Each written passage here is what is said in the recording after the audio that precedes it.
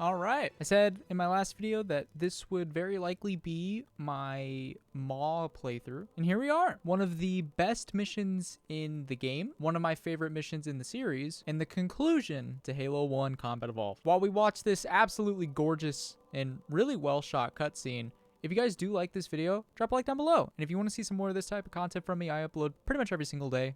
Drop a sub. We're getting very close to my first sub goal ever of 10 subs, and I just want to say thank you. If you guys have any ideas or suggestions for something we could do for that, let me know. Maybe like a Q&A. I might also redo my introduction video, because that video is awful. But I was gonna originally make this a 2-mission video, but learning the keys flood bump was pissing me off. So we're gonna save that for a different time. Yeah, this is a really fun mission. So I didn't do a video on the back half of this game after 343 Guilty Spark, but after you do the library, this game does reuse quite a bit of the same level architecture and all that. Not that I care, but that might be something that people maybe don't know, like maybe a PlayStation player who's never played Halo before. But yeah, once you get to 2 betrayals and keys, and obviously this mission, you're gonna be going through a lot of the same areas. So for example, this is clearly the Pillar of Autumn. Obviously as well, the Sentinels are now pissed off at us thanks to the revelation that came out of 2 betrayals. All right, now we have a shotgun. The shotgun is easily the best readily available gun to deal with the flood in the game, by the way. I originally wasn't going to make a video today, or at the very least it wasn't going to be on Halo. I kind of wanted to play DBD again, but I did mention that I've kind of been putting off playing through the remainder of Halo 1, which for video's sake was just this. What I might do though, to sort of make it a little bit more fun, I guess, for everybody, I might do a video on library and 2 betrayals, but instead of me commentating, or at the very least like giving more in-depth dialogue, I suppose, I was partially thinking about doing a not a highlight video, a low light video. Is that the way to put it? The worst moments. Yeah, I was thinking about doing that, where it's mostly just me dying on repeat until I finish the missions. But 2 betrayals in library are rough as shit. Are you gonna nade me again? Are we being serious? Okay, so I don't know when my next Halo video will actually be. If I decide to do that low light video, then I'm not really sure how long that would take. To do the first 2 missions of Halo 2 is not that hard, to be honest with you. I say that, but I'm doing every game on Legendary, and I've only done Halo 2 on Legendary,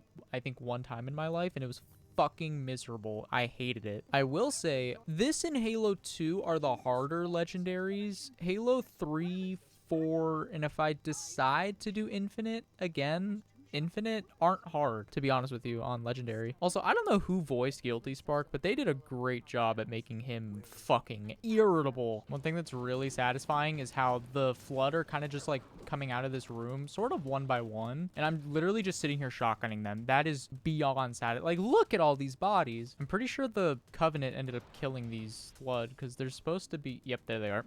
I'm not gonna lie, I'm pretty sure the plasma nade I threw in here killed basically every Sentinel besides 2. That was a generational plasma nade. I've been playing...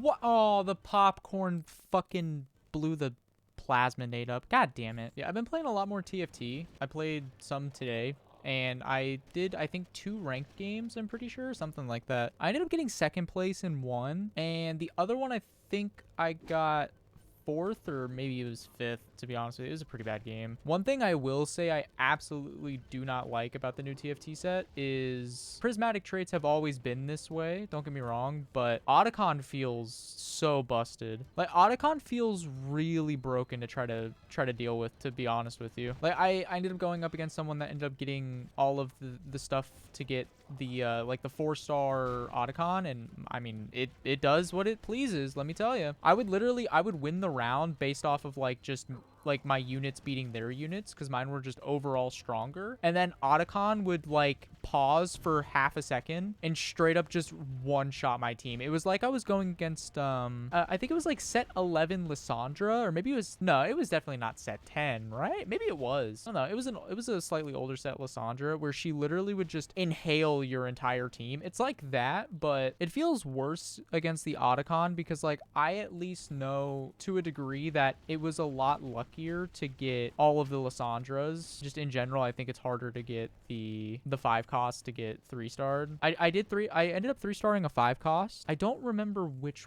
one. I believe it was one of the Demacia ones, and I ended up getting every single Demacia unit in 3-star. Like, they literally give you every single unit in 3-star that is in Demacia. It's insane and pretty fun. Okay, I don't think I've ever used the Needler on the Sentinels in this game. Surprisingly not bad. I ran out of plasma rifle ammo, so this area took me a little longer than I would like to admit. So, slight problem. I don't have the rocket. Okay, that didn't take more than 10 seconds to go back and get. So a couple of like other little things, I guess, while we walk up here to get this. Once again, Enfield is doing immensely well, and I'm really happy to see that. So I didn't get into that playtest. I mentioned that before. I did not get in that playtest, which is admittedly a bit sad.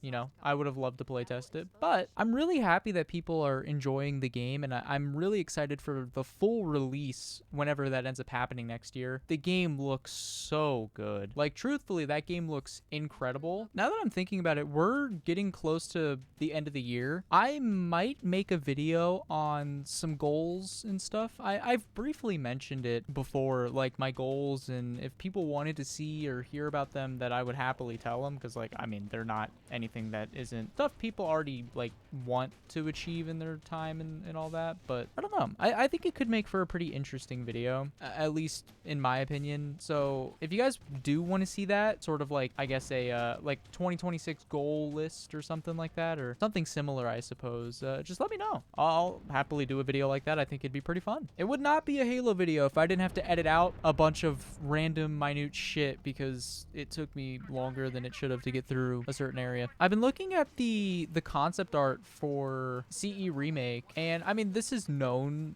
concept art that's been a thing for a while, but I ended up seeing the one from this mission specifically. Big ass, I guess it's like a warthog jump in the center or like the middle of the Pillar of Autumn. And my God, that concept art looks so good. If they do that in the CE Remake, that is something that I encourage. Do that. That is such a good piece of concept art. I believe it would be around where Foe Hammer picks you up. I think. I might be wrong, but I think. There's the soundtrack. See, this is where I feel like the Warthog run really starts to... I have the game like pretty quiet because admittedly it was way too loud before, but man, Halo 1 soundtrack is so good. Do we get the 360? Hell no, we don't. Jesus Christ, I haven't done that in forever. Actually, I wonder if that gap is, or like that drop there, I wonder if that's where the concept art is instead of where Foe Hammer is supposed to pick you up. Because from what I understood is they wanted to make the gap in the autumn make sense, because it isn't there.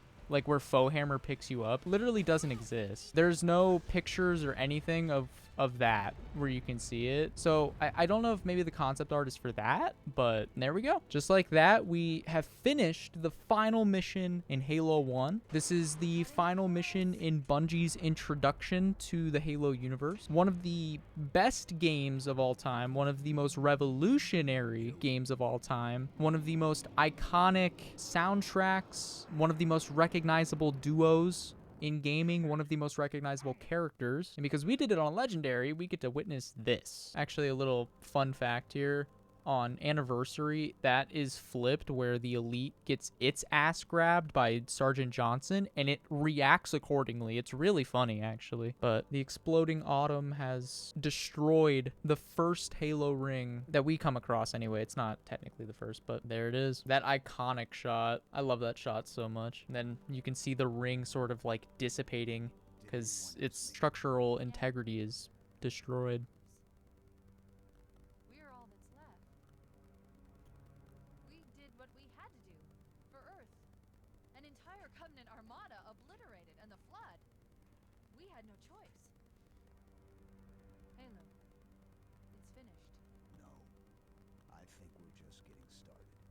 I love that. I love that whole cutscene. I love this whole game. My God. Gorgeous background. I mean, Bungie did not miss on that regard. Like, look at that. Look at that. Oh my God. So beautiful. There you have it. That was Halo 1. So, as I said before, that is going to be the conclusion to at least this part of my Halo replay. Some closing thoughts, I suppose. I love Halo 1. I really do. I can't say that these videos exactly do the game itself justice, so if you really want my honest opinion, I think you should go play it for yourself. I will say that it, at least to me, it doesn't feel like it's aged at all. Like, this game really does not show that it is almost a quarter of a century old. It is 24. It turns 25 next year. And for me personally, it does not show it. The art style, the graphical quality, the gameplay itself, it does not feel old. But this is a game that revolutionized gaming as an entirety, specifically the FPS genre, but just in general sort of has major influence on a lot of different